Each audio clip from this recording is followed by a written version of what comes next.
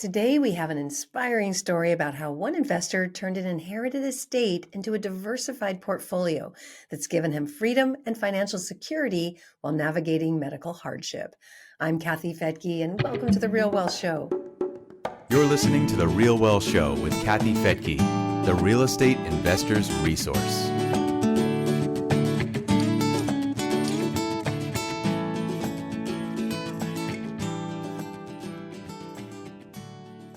Today, we're talking to Bryan Caulwe, who defines real wealth not just by numbers, but by freedom, purpose, and giving back.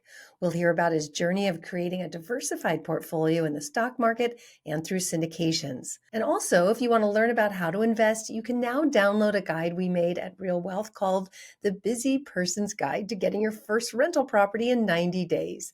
Just visit realwealth.com/90 days. That's 90 as in the 90 days. realwealth.com/90 days, and you can get that free report. So let's dive into it. Bryan, welcome to the Real Wealth Show. Hi, Kathy. It's nice to see you. It's been a long time. It has, and it's good to see you. Now, you live in Santa Monica nearby, right? Exactly. Yes. I'm representing Malibu today. If you're watching the YouTube version of this, it's surf week. It's been great waves every day. I don't have time to do my hair, so we're going with the hat. So, and you moved to Santa Monica from San Francisco? I used to live in Berkeley and Santa Fe. I was born in Danville, which is where one of the projects is. So I'm well familiar with that piece of property. And then I went to school at Berkeley and I lived in Santa Fe. And then when I retired, I wanted to live where it was dry, next to the ocean. That was basically it, dry and next to the ocean. So I moved to Santa Monica. Okay. I'm sitting here looking at the ocean horizon and Point Dume and Santa Catalina. And so yeah, Sounds fabulous. I'm a happy camper. Well, how did you get to retirement? Was that through real estate or through your job, business, or both? I had owned a duplex for a long time. So that always helped me along. And when I got my second severance package from a corporation, and I decided that I was going to do some other things at that point in my life. So I traveled. I lived in Guatemala off and on for 5 years. I did volunteer work there. Then I was severely injured there. So I came back to recuperate in Oakland in the Bay Area of San Francisco. And then ultimately I ended up inheriting, unbeknownst to me, a large sum of money from my mother, who I didn't have a clue had done such wise and prudent investing as she had. And so I took care of her for a year and a half before she passed, and then ended up with a large sum of money. And so I just kind of went, okay, I'm going to invest this in, stocks and bonds, but I want to diversify. So that's when I started checking out real estate investments, and I ended up finding about Real Wealth Network and decided that I really didn't want to own single family dwellings. At the least, I was going to own a fourplex. And then because of the syndications and because of the potential, I went, that's where I'm going to put my money. So that's how I ended up on this side of the fence at Real Wealth Network. So. Oh, wow. So what a beautiful surprise from your mother. Was she just kind of tucking money away every month and investing it in the stock market, or how did she get there? So my sister worked at a law firm. There was a real estate attorney who was making second loans in the early 80s when my mortgage was 13.5% adjustable, and they were lending money out at 20%.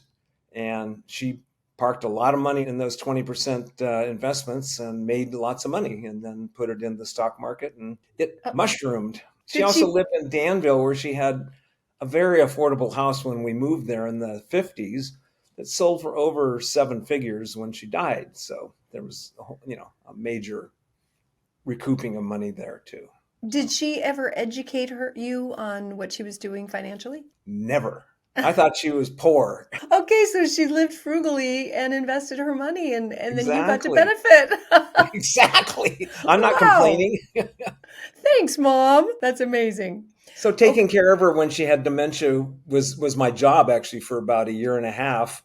I lived in LA and she lived up in Danville, and she just slowly faded away, and we did things every time I came up. We went for drives, we went to Berkeley, we went all over the Bay Area and had a good time. And she just, one morning I was taking care of her at 4:00 and I sat next to her and she expired on 4th of July. Her soul became independent. It was really cool. Oh, that is amazing. It was a really profound thing. It really was. I to was be really able happy to for her.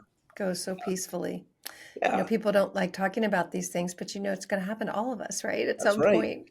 That's And right. And she, we, she wasn't she didn't want to be in any pain, and she wasn't in any pain.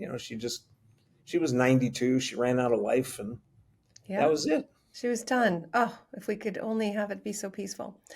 All right. So coming back to real estate, All right. what were some of the big lessons you learned on your first investments in real estate? In terms of the one on my duplex, Yeah. um, was finding the right tenants. And I had had a landlady who basically taught me what she knew, which was to treat us as renters right. And that meant giving gifts when we moved in. That meant being flexible, being communicative, no surprises, not delivering any surprises. And so when people moved in, I gave them a fruit basket with a bottle of wine and a card. And the place I had was really nicely kept up and painted, and it was a they're really nice places, so they liked the place, and the people would stay for it was great.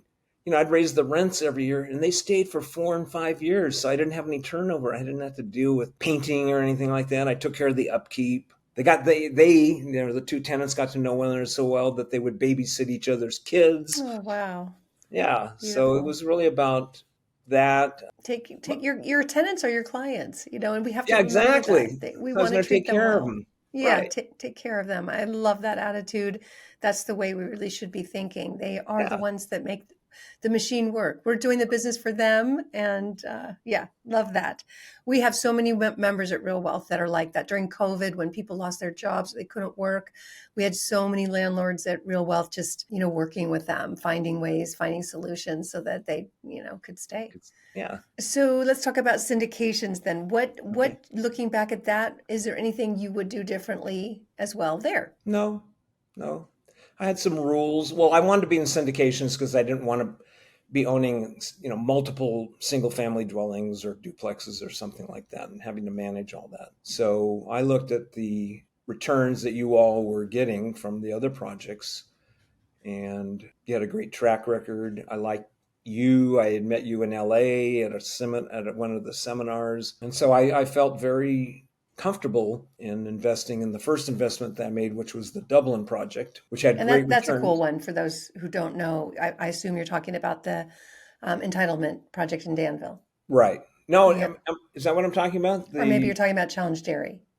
Yeah, Challenge Dairy. Oh, it's been a while then. That's an old one. Oh, yeah. So you But that just one got a just, check then. I know that one just closed. And so I just Yeah. rolled my money back into my 401k at Vanguard. So, yeah. So, that's money's taken care of. But one of the things, I don't remember where I got this, but I decided that I wasn't going to put more than 5% of my total net worth, which was in excess of $2 million at the time, into any one project. So, and unfortunately, I broke that rule on the second one, the Park City one in Utah, and put in 10%.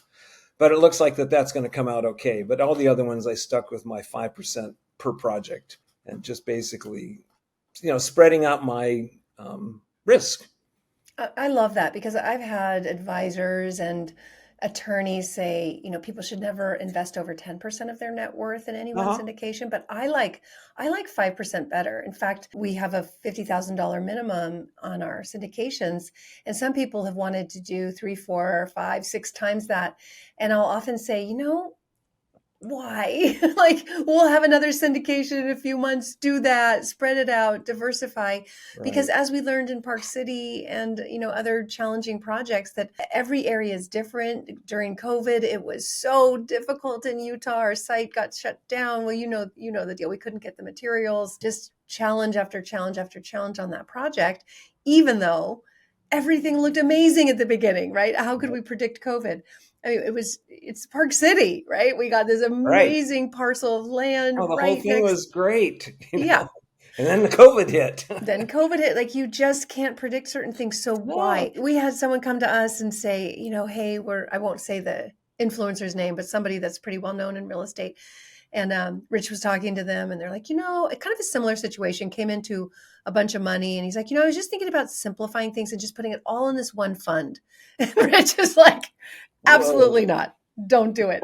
he didn't do it. And sure enough, that fund went down and everyone lost their money. So Whoa. if Wow. you put 5% in and you lose it, that doesn't hurt as much as Right. 100%, right?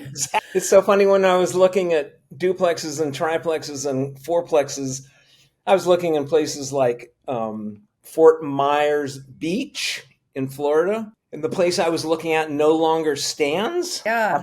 after Hurricane, whatever his name was, came in and literally wiped it off the Oh my strand. goodness. Oh And then yeah. I was looking at another place in Utah. It was a fourplex, and I would have had to sink virtually everything I had. And I went, Bryan, that's not what you want to do. Yeah. That's not healthy. That is unhealthy. The other thing that I learned about was diversification when I took a night class at UC San Francisco Extension, not UC San Francisco, UC Berkeley Extension. And it was written by the author who wrote all the dummies books about investing, mutual funds and all kinds of things. Forget his whole thing. And his whole thing was about mutual funds and about diversifying and letting the mutual fund advisors, the people who manage them, let them manage all that stuff and, let you just recoup, the returns. And so that's what I'm invested in on the equity side and through Vanguard. And I hire and I even have one of their managers manage my fund, and we get together quarterly, and it doesn't cost me that much. And the thing is from both of these, I have peace of mind. I go to sleep and I'm not worried about anything when it comes to my money at all. Oh, that's a beautiful feeling to have, that It most is. people don't have that. And it is because of either over leverage or all your money in, of just a few deals that could go bad. And it's hard to relax. It's hard to sleep, especially when things are so unknown like right now. Right. So, just looking at some of the syndications you've done with us, you chose more of the debt side of some of them, because the one that just closed where you got a check, that was debt. On the Park City one, you came in on the debt side. And for those who don't know, if you're in most cases, debt has more security. It's usually, or at least it should be, you should be secured. And so if you're investing and you're secured on that property, just like a bank, no matter what happens to the owner of the property, the bank still expects their money. Even if the property goes below the value of the loan, the bank still expects their money. And who takes the loss? Not the bank, the owner, unless it's full foreclosure and they just can't get their money. But sometimes they'll still go after the owner. So in syndications, that is one of the more conservative ways to go. And it sounds like you did that as well. Yep. Another reason to sleep well at night. That's right. I am excited about the Klamath Falls project. I had mixed feelings about it. And after I looked at the guy who's selling the lots, and it's like, we aren't on the hook for the land itself that's being developed. And it's kind of like, well, that's kind of a no-brainer, and then the one in Danville, it's like, Danville is super wealthy. So to sell 20 or 30 lots there is going to be a no-brainer too. Yeah, And that then one's the last one is the San Antonio one. And, I know the market in Texas is continually growing. And so I kind of have learned to trust you all. And I'm excited about what ones are coming down the pike. Well, we've really tried to keep things very conservative after dealing with Park City and all the struggle there. It ends up costing me, I'm sure it's hundreds of thousands of money I'm sinking into those projects that don't go well. So from there, we did a buy and hold rental fund where we'd buy older homes, fix them up, rent them out. That was kind of a no-brainer. We didn't need commercial financing on that. We could just raise the money, go buy the homes, renovate them, put a tenant in. That's gone really well. With San Antonio, same thing. We just acquire the land. We're building fourplexes, and it's not a whole apartment building. So we can start renting some of those fourplexes before we're done with the whole project. Right. So just a lot of safety factors. We can sell the whole thing to one Wall Street investor, or we can sell them one off. Yep. So again, lots of exit strategies. Our next fund that we're working on right now, releasing soon, is a multifamily fund. We'll be looking at multifamily properties that that Wall Street's not so interested in. So they're not going to be the $100 million deals or the $20 million deals. We're going to stick with 10 million or under because that's just not interesting to the hedge funds. And we think we can get really good deals on that. That's great. And it'll be a fund. So we'll be raising the money. And as soon as we find that deal, we're ready to pounce. That's obviously how you get better deals if you can close right away. So That's the Yeah. next one. But it's funny, the Danville one, the entitlement project that's about to wrap up, was supposed to wrap up this fall, probably will be a few months later than that. Yeah. That is probably the riskiest Is it really? syndication that we have. Yeah, just so you know, Wow. it's going amazing. But Uh-huh. the problem with entitlement is you're basically taking a piece of land Right. and trying to work with the city council to get permission to do something with it. And you Right. don't have any control over that. You Right. don't have control over the population that may decide, to fill up the planning commission's room and, fill up the planning commissioner's room and say, we don't want this. You've got the EIR reports. There's lots of reasons why the city council can say no. Now, obviously our team, as you said, Fred, he's been doing this for 40 years. So he gets answers before we start the project. He finds out that the city really wants more housing. Right. And that this area, the people need it and want it. The traffic studies have already been done. So, but we sold that one out in one webinar, and I just kind of scratched my head like, wow, we've got all these super conservative deals we're doing, and people flooded to this one. Thankfully, it's going great. Well, I guess having grown up there and seen I left there in 1970, but having seen the growth, and my mother only died in 2016, so I was there constantly. There were more Ferraris and Lamborghinis running around than I had ever seen in the Bay Area, except for like Marin County and down on the peninsula. And I went, people want to live here. I guess between you and Fred, I trusted you all. Okay, so coming back to why are you doing any of this? Like, what is real wealth to you? Real wealth is part of my investment plan, part of my financial plan. I'm not working, I'm retired. I don't plan on working again. Vanguard does an analysis and says I can live till 99 plus years. But I don't know if that's true or not. And I want to diversify. I'm really stuck on diversification. And I don't want to be actively involved in it anymore. So it's like turning it over to you all and to Vanguard. I sleep well. I don't know how much of the money I'm going to have left when I die, but it's all earmarked to go to free hospitals in India. So it's all what ends up with the money is going to somebody who needs it, people who need it, in other parts of the world. So how did you choose India? I have a spiritual practice that's based in northern India, and they've created free hospitals throughout northern India where everything is free, everything. Wow. So, yeah. So I figure they need money to run, free operations. Yeah. So I thought, okay, well, I can, and a dollar goes a long ways in India, so I can make an impact. So, yeah, it was kind of it was a no-brainer. It was all set up, they have forms you fill out and, the other thing is I always wonder, like, who am I going to, I don't have any family. My sister's dead. Nobody's alive in my family.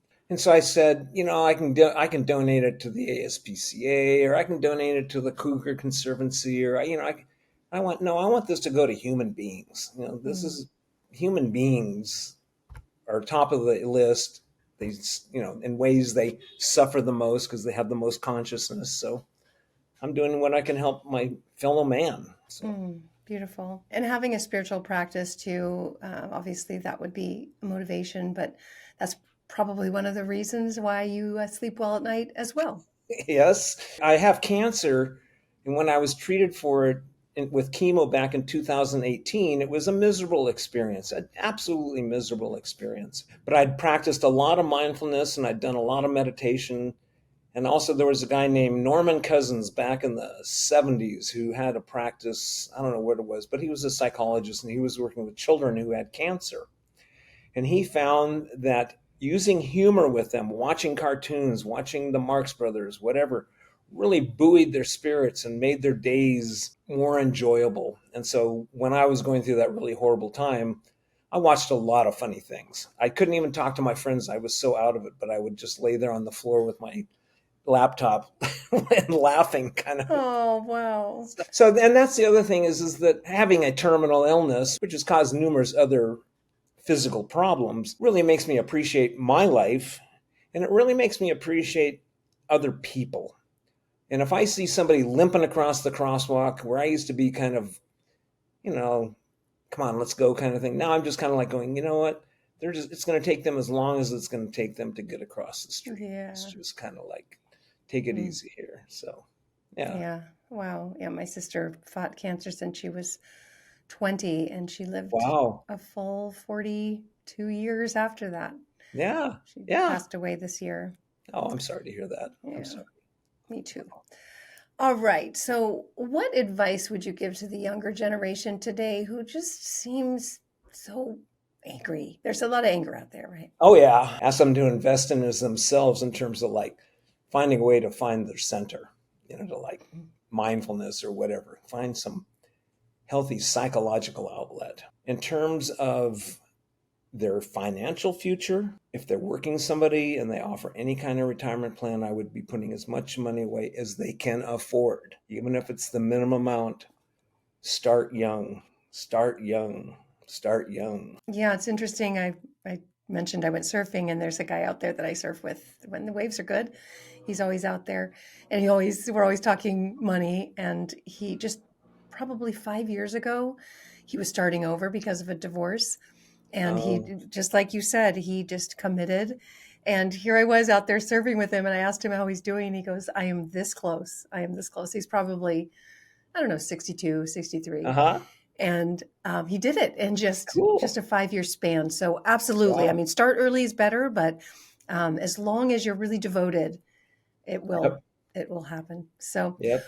Oh, Bryan, you're such a pleasure. The way you're sitting, there's like a halo over your head that is the light. Oh, yeah, right. The light. It's true. You're an angel. All right. Well, thank you so much for joining me here on the Real Wealth Show and It's sharing. really nice. I want to help people. I want to help you all, and I want to help Real Wealth Network, and I want to help the people that review this and watch this. And yeah, I wish you all, and I wish them the best. Thank you so much. You're welcome. Take care.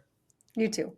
Bye-bye. And thank you for joining me here on the Real Wealth Show. I hope you liked that interview as much as I did. Just feels good. And as a reminder, you can go to realwealth.com/90 days. That's the number 90 days to download our free report called The Busy Person's Guide to Getting Your First Rental Property in 90 Days. I'm Kathy Fettke. Thanks for joining me here on the Real Wealth Show, and we'll see you next time.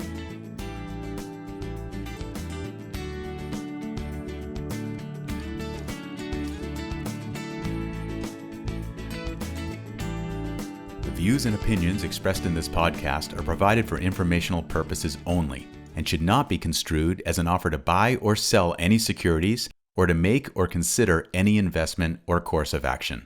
For more information, go to realwealthshow.com.